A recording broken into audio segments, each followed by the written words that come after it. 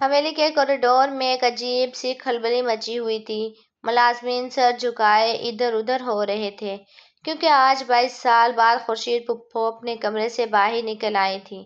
یہ وہی کمرہ تھا جس میں انہوں نے خود کو برسوں سے قید کر رکھا تھا۔ بیگم شہناز کے منہ سے نکلا وہ ایک جملہ، "تمہارے ہاں بیٹی پیدا ہوئی تھی"۔ خورشید پھپھو کے لیے کسی قیامت سے کم نہیں تھا۔ وہ 22 سال کا صبر توڑ کر اپنی بیٹی کی تلاش میں کمرے سے باہر نکل آئی تھیں۔ وہ سیدھی سردار جہانگیر شاہ کے کمرے کے باہر آ کر رکیں۔ وہاں سردار جہانگیر شاہ موجود تھا اور اسفند شاہ بھی وہیں پاس کھڑا تھا۔ اسفند شاہ اپنی پھپھو کو دیکھ کر سکتے میں تھا۔ اس نے زندگی میں پہلی بار انہیں اپنے کمرے کی حدود سے باہر دیکھا تھا۔ وہ حیرت اور دکھ کے ملے جلے جذبات کے ساتھ اپنی پھپھو کی طرف بڑھا۔ اسفند شاہ نے نرمی سے پوچھا، "پھپھو، آپ اتنے برسوں بعد آپ یہ ہمت کیسے کی؟ کیا آپ ٹھیک ہیں؟ آپ کو تو آرام کی ضرورت تھی۔ آپ مجھے بلا لیتی، میں آپ کے کمرے میں ہی آ جاتا"۔ خورشید پھپھو نے اسفند شاہ کی بات کا کوئی جواب نہیں دیا۔ ان کی پوری توجہ اپنے بھائی سردار جہانگیر شاہ پر تھی۔ انہوں نے سردار جہانگیر شاہ کی آنکھوں میں آنکھیں ڈال کر پوچھا، "جہانگیر، آج مجھے سچ چاہیے، کوئی جھوٹ نہیں"۔ بیگم شہناز کے منہ سے وہ بات نکل چکی ہے، "اب تم مزید کیا چھپاؤ گے؟ سچ بتاؤ، کیا میری بیٹی زندہ ہے؟ کیا وہ سچ میں پیدا ہوئی تھی؟ تم نے اتنے سالوں تک مجھ سے یہ سچ کیوں چھپایا؟ تم نے مجھے میری ہی اولاد سے دور کیوں رکھا"۔ سردار جہانگیر شاہ کا چہرہ غصے سے تمانچہ بن گیا۔ وہ ایک لمحے کے لیے خاموش رہا، پھر اس کی آنکھوں میں وحشت اتر آئی۔ اس نے ارد گرد دیکھا۔ اسفند شاہ وہاں موجود تھا، اور سردار جہانگیر شاہ نہیں چاہتا تھا کہ یہ راز اسفند شاہ کے سامنے کھلے۔ اس نے سخت لہجے میں کہا، "بہن، تمہیں واپس اپنے کمرے میں جانا چاہیے۔ تمہیں اندازہ نہیں کہ تم کیا کر رہی ہو۔ اسفند شاہ یہاں موجود ہے، یہ باتیں اسے زیب نہیں دیتی۔ یہ گھر کے معاملات ہیں، یہاں سے چلی جاؤ"۔ اسفند شاہ کو سردار جہانگیر شاہ کا یہ لہجہ بالکل پسند نہیں آیا۔ وہ اپنی پھپھو کا بے حد احترام کرتا تھا۔ اس نے اپنے باپ کو ٹوکا، "ابا، آپ یہ کیسی باتیں کر رہے ہیں؟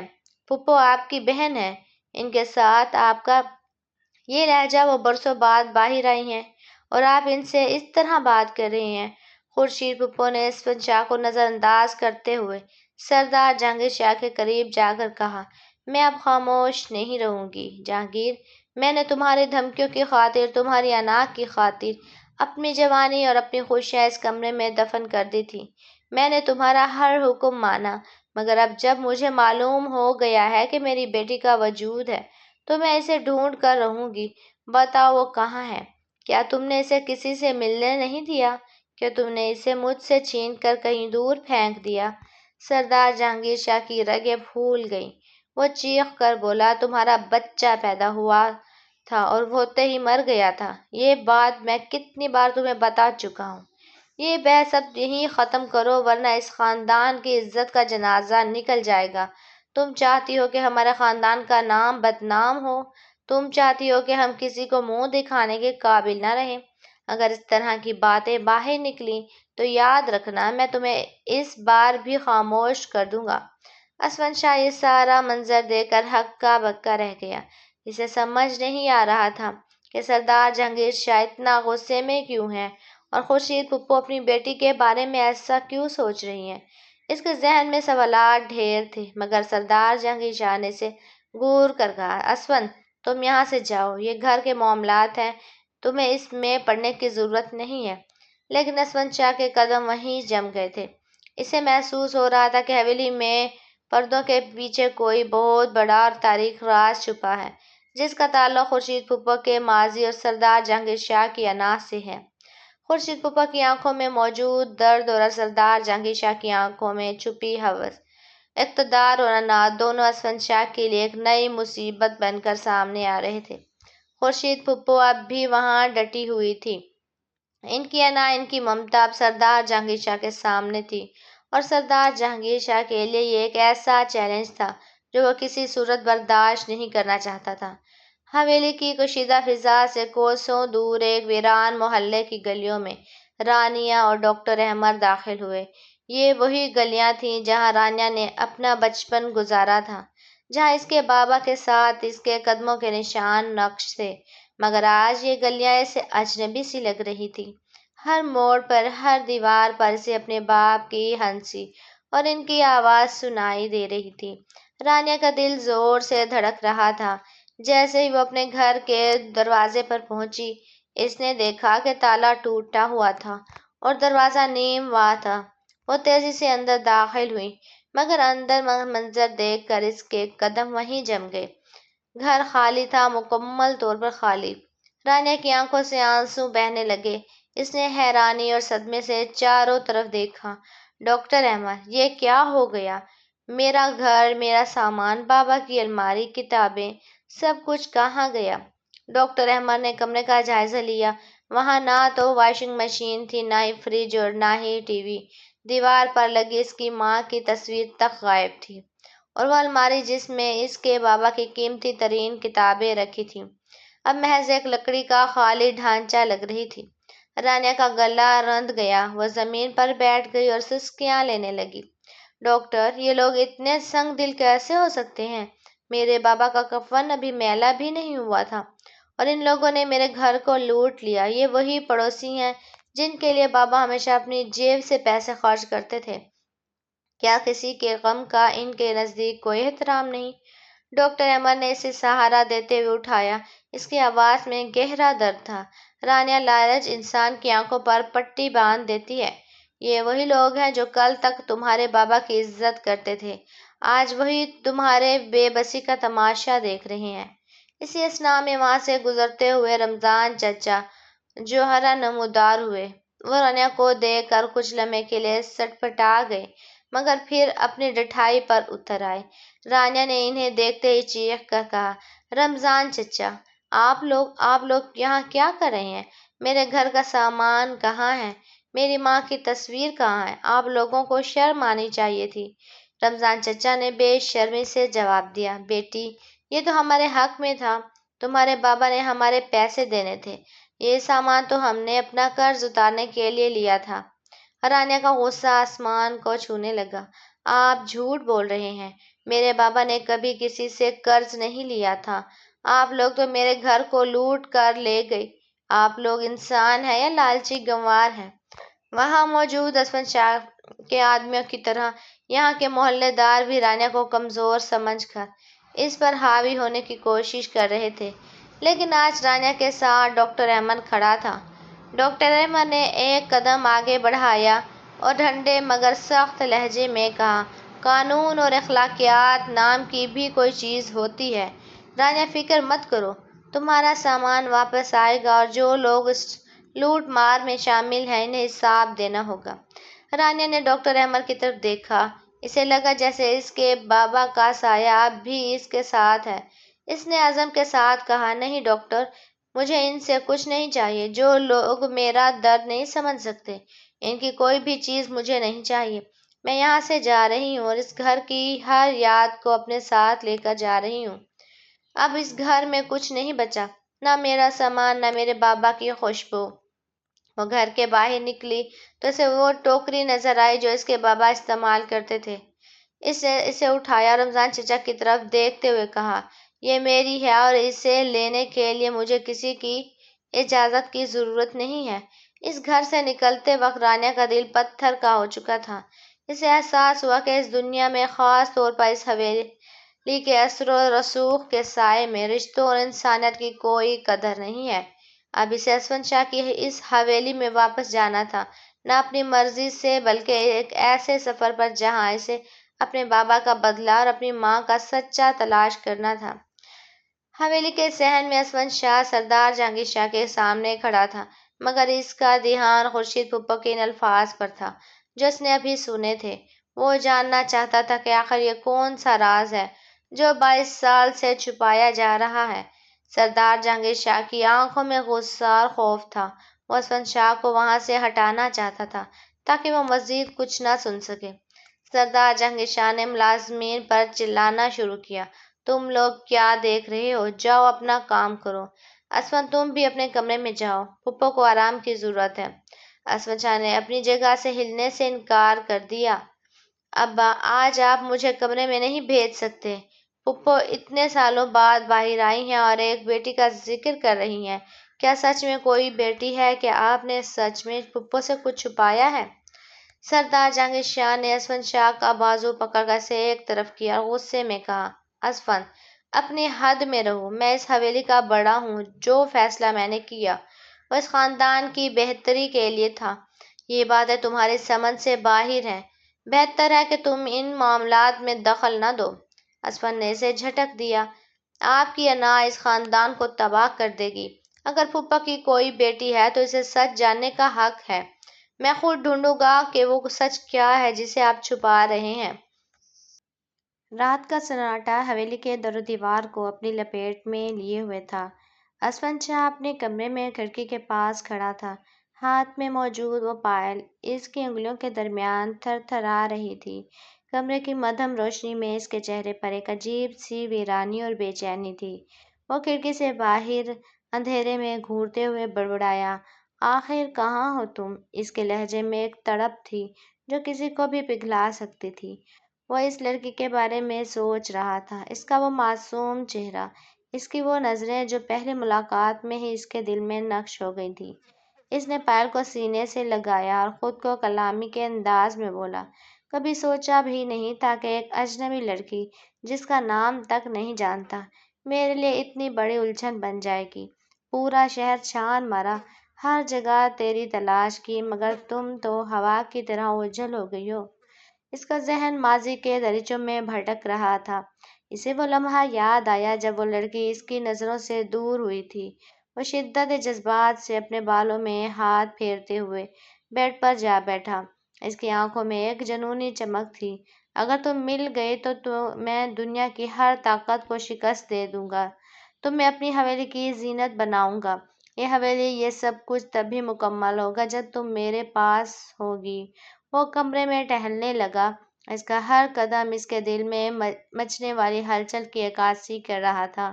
وہ نہیں جانتا تھا کہ جس لڑکی کو وہ اپنی حویلی میں لانے کے خواب دیکھ رہا ہے وہ اس کی تقدیر کے کتنے قریب آ چکی ہے۔ اس کے دل کا یہ اضطراب اور اس لڑکی کے لیے یہ پاگل پن اسے کسی ایسے موڑ پر لے جانے والا تھا جہاں سے واپس کا کوئی راستہ نہ تھا۔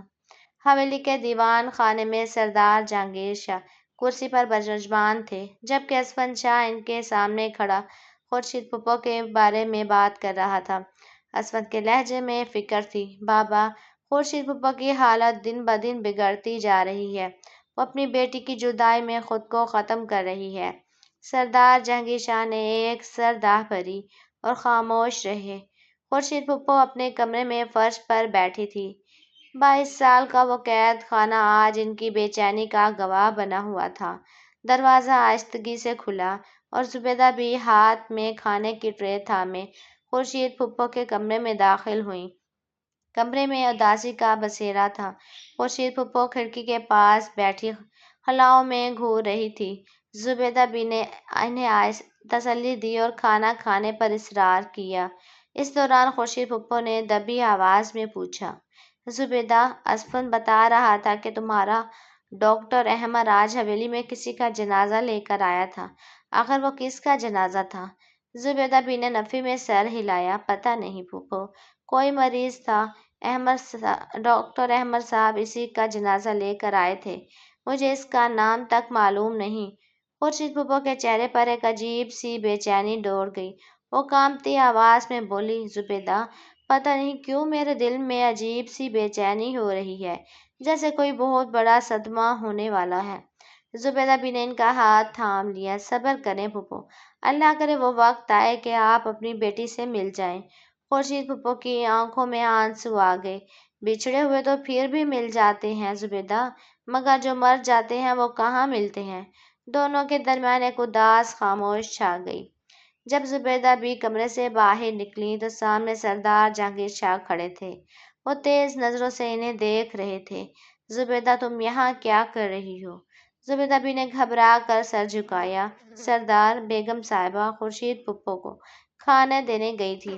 سردار جہانگیر شاہ نے ایک قدم قریب بڑھایا، کیا بات ہوئی؟ اس نے کیا پوچھا؟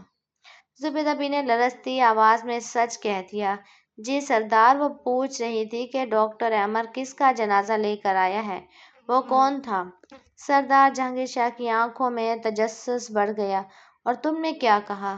زبیدہ بی نے ہمت جمع کر کے جواب دیا، میں نے یہی کہا کہ پتہ نہیں کوئی مریض تھا، اور یہ بھی بتایا کہ اس کے ساتھ اس کی ایک معصوم سی بیٹی بھی تھی۔ سردار جہانگیر شاہ کا چہرہ سپاٹ رہا، مگر ان کی آنکھوں میں ایک گہری سوچ اتر آئی تھی۔ رانیہ اپنے گھر کے دروازے پر کھڑی تھی۔ اسے گھر کے اندر کچھ تبدیلی محسوس ہوئی۔ دروازہ کھلا تو دیکھ کر سارا سامان غائب تھا۔ وہ خالی گھر میں ادھر ادھر دیکھ کر پکارنے لگی، چچا رمضان چچا، آپ کہاں ہیں؟ اسی وقت رمضان چچا اندر داخل ہوا۔ اس کے چہرے پر ہوس اور لالچ تھی۔ اس نے دروازہ بند کیا اور رانیہ کے قریب آتے ہوئے بدتمیزی سے کہا، رانیہ بیٹی، بابا تو گزر گئے، اب تم اکیلی ہو۔ یہ مکان میرا ہے اور میں اب یہاں مزید صبر نہیں کر سکتا۔ میری بیوی غزالہ بانجھ ہے، وہ اولاد کی لالچ میں چپ رہے گی۔ میں 4 بندے لاؤں گا، نکاح کر لوں گا تو کسی کی ہمت نہیں ہوگی کہ تم پر انگلی اٹھائے۔ رانیہ کا وجود غصے اور کراہیت سے کانپ اٹھا۔ وہ پیچھے ہٹی۔ آپ یہ کیسی باتیں کر رہے ہیں؟ آپ میرے چچا ہیں، یہ کیسی غلیظ سوچ ہے آپ کی؟ رمضان چچا اس کا ہاتھ پکڑنے کے لیے آگے بڑھا، تبھی اس دوسرے کمرے سے ڈاکٹر احمد طوفان بن کر نکلا۔ اس نے رمضان کا گریبان پکڑا اور اسے زور سے فرش پر پٹخ دیا۔ ڈاکٹر احمد دھاڑتے ہوئے بولا، تیری یہ مجال ایک یتیم لڑکے کی عزت پر نظر ڈالتا ہے۔ آج کے بعد اگر تو نے اس گھر کی دہلیز کو بھی چھوا تو میں تیری ہڈیاں توڑ دوں گا۔ نکل جاؤ یہاں سے۔ رمضان چچا بوکھلا کر وہاں سے گڑگڑاتا ہوا بھاگ نکلا۔ رانیہ صدمے سے دیوار سے لگ گئی۔ رمضان چچا کے بھاگنے کے بعد گھر میں سناٹا چھا گیا تھا، لیکن یہ خاموشی زیادہ دیر نہ رہ سکی۔ کچھ ہی دیر میں پولیس کی گاڑی آ پہنچی اور پولیس والوں نے گھر کا گھیراؤ کر لیا۔ ان کا یہ رویہ انتہائی ہتک امیز تھا۔ انہوں نے ڈاکٹر احمد کو گھیرے میں لے کر اس کے کردار پر رقیق لمحے جملے شروع کر دیے۔ وہ بار بار احمد سے تضحیک امیز لہجے میں پوچھ رہے تھے کہ اس کا یہاں کیا کام ہے اور یہ کس حیثیت سے اس جگہ میں موجود ہے۔ احمد کا غصہ اپنے عروج پر تھا۔ وہ اپنی شرافت اور کردار پر لگنے والے سراغ کو کسی قیمت پر برداشت کرنے کے لیے تیار نہیں تھا۔ اس نے فوراً اسفند شاہ کا نمبر ملایا اور جیسے ہی کال کنیکٹ ہوئی، وہ دھاڑتے ہوئے بولا، اسفند، یہ کیسی نوبت آ گئی ہے؟ یہ پولیس والے میرے کردار پر بات کر رہے ہیں، مجھ پر انگلیاں اٹھا رہے ہیں۔ میں اس ذلت کو ایک لمحہ بھی برداشت نہیں کر سکتا۔ تم جانتے ہو میں کیسا ہوں۔ فوراً اس پولیس والے سے بات کرو اور میرے کردار کی صفائی دو۔ اسفند شاہ، جس کا غصہ پہلے ہی 7ویں آسمان پر تھا، جیسے اس نے پولیس والے سے بات کی، اس کی گرجدار آواز سن کر وہاں کھڑے ہر شخص کا خون جم گیا۔ اسفند کی دھمک اتنی شدید تھی کہ پولیس والا فوراً سہم گیا۔ فون بند ہوتے ہی اس پولیس والے کا رنگ فک ہو گیا۔ اس کے ہاتھ پاؤں کانپنے لگے۔ وہ فوراً احمد کے سامنے ہاتھ جوڑ کر گڑگڑانے لگا، ڈاکٹر صاحب، خدارا مجھے معاف کر دیں، مجھ سے بہت بڑی غلطی ہو گئی ہے۔ آپ تو بڑے شریف انسان ہیں، خدارا اپنے دوست سے کہیں کہ میری نوکری نہ چھڑوائے۔ اگر انہوں نے ایک لفظ بھی اوپر کہہ دیا تو میرا کیریئر اور گھر دونوں برباد ہو جائیں گے۔ پلیز مجھے معاف کر دیں۔ وہ بری طرح ڈر چکا تھا اور بار بار معافی مانگتے ہوئے وہاں سے نکلنے کی راہ تلاش کرنے لگا۔ پولیس والے کے جانے کے بعد گھر میں ایک بار پھر وہی ویرانی لوٹ آئی، لیکن اب فضا پہلے سے زیادہ بوجھل تھی۔ ڈاکٹر احمد وہیں ساکھ کھڑا تھا۔ اسے اس بات کا شدت سے احساس ہو چکا تھا کہ اس جگہ اس کا یا رانیہ کا رہنا مزید مسائل کو جنم دے سکتا ہے۔ اس کے کردار پر اٹھنے والی انگلیوں کا داغ اسے اندر ہی اندر کھائے جا رہا تھا۔ اس نے رانیہ کی طرف دیکھا، جو ابھی تک سہم کر ایک کونے میں بیٹھی تھی۔ احمد نے ایک گہرا سانس لیا اور فیصلہ کن لہجے میں بولا، رانیہ، اب یہاں مزید رہنا تمہارے لیے اور میرے لیے بھی ٹھیک نہیں ہے۔ تم نے دیکھ لیا ہے کہ لوگ کس طرح ہماری شرافت کو نشانہ بنا رہے ہیں۔ اس نے کچھ لمحے سوچا اور پھر اپنا حتمی فیصلہ کیا، میں تمہیں یہاں اکیلا نہیں چھوڑ سکتا۔ میرے پاس ایک ہی راستہ ہے، میں تمہیں اپنی حویلی کے پرائیویٹ کوارٹر میں چھپا کر لے جاؤں گا۔ وہاں کوئی آتا جاتا نہیں ہے، تم وہاں بالکل محفوظ رہو گی۔ رانیہ نے ایک بار اس خالی گھر کی طرف دیکھا اور پھر ڈاکٹر احمد کے فیصلے پر سر ہلا دیا۔ وہ نہیں جانتی تھی کہ یہ سفر اسے کہاں لے جا رہا ہے، لیکن اسے اس وقت احمد کے سوا کوئی اور سہارا نظر نہیں آ رہا تھا۔ ڈاکٹر احمد نے ضروری سامان سمیٹا اور دونوں اس غیر محفوظ گھر سے نکل کر سفر کے لیے روانہ ہو گئے۔ سفر کے دوران گاڑی کے اندر ایک عجیب سی کشمکش تھی۔ رانیہ، جو اب تک اپنی دنیا میں گم تھی، اچانک ڈاکٹر احمد کی طرف دیکھ کر بولی، ڈاکٹر احمد، فلموں میں تو یہی دیکھا ہے کہ جب کوئی مرد کسی عورت کو ایسے ساتھ لے کر جاتا ہے تو وہ شادی ہی ہوتی ہے۔ کیا آپ مجھے اسی لیے اپنے ساتھ لے کر آئے ہیں؟ احمد نے کوئی جواب نہ دیا، وہ صرف سڑک پر نظریں جمائے گاڑی چلاتا رہا۔ جب گاڑی گاؤں کی حدود میں داخل ہوئی تو احمد نے تیزی سے کہا، رانیہ، جلدی کرو، گاڑی کے پیچھے فرش پر لیٹ جاؤ اور خود کو چھپا لو، کوئی تمہیں دیکھ نہ لے، یہاں خطرہ بہت زیادہ ہے۔ رانیہ نے فوراً احمد کی بات مانی اور خود کو سیٹ کے پیچھے چھپا لیا۔ گاڑی جیسے ہی حویلی کے قریب آ پہنچی، حویلی کے گیٹ پر ہلچل تھی۔ اسفند شاہ پارٹی میں شرکت کے لیے شہر کی تیاری کر رہا تھا اور اپنی گاڑی میں بیٹھنے ہی والا تھا کہ ڈاکٹر احمد کی گاڑی وہاں آ کر رکی۔ اسفند نے اپنے گارڈز کو اشارہ کیا، میری گاڑی یہیں روکو، میں ڈاکٹر کے ساتھ ہی جا رہا ہوں۔ احمد کا دل حلق میں آ گیا۔ اسے فوراً پچھلی سیٹ کے نیچے چھپی رانیہ کا خیال آیا۔ اس نے گاڑی کا شیشہ نیچے کرتے ہوئے جھوٹ بولا، نہیں اسفند، میں ابھی شہر سے تھکا ہوا واپس آ رہا ہوں، میری ہمت بالکل جواب دے چکی ہے، مجھے بس اب آرام کی ضرورت ہے، تم اپنی گاڑی لے کر جاؤ۔ اسفند شاہ مسکرایا اور زبردستی گاڑی کا دوسرا دروازہ کھول کر بیٹھ گیا۔ احمد کے پاس کوئی چارہ نہیں تھا، اسے گاڑی چلانی پڑی۔ گاڑی جیسے ہی روانہ ہوئی، اسفند شاہ اپنی دنیا میں کھو گیا۔ اس نے اپنی سیٹ پر ٹیک لگائی اور ایک آہ بھر کر بولا، یار احمد، تم تو جانتے ہو میرے دل کا حال کیا ہے، میں اس لڑکی کے لیے کس قدر دیوانہ ہو چکا ہوں، وہ پائل، وہ اس کی یاد مجھے سکون نہیں لینے دیتی، میں دن رات اسے پاگلوں کی طرح ڈھونڈ رہا ہوں، کاش وہ مجھے کہیں سے مل جائے، میں اسے اس حویلی کے حصار میں لے آؤں گا اور اپنی زندگی کا حصہ بنا لوں گا۔ اسفند کی ہر بات گاڑی کے اندر گونج رہی تھی۔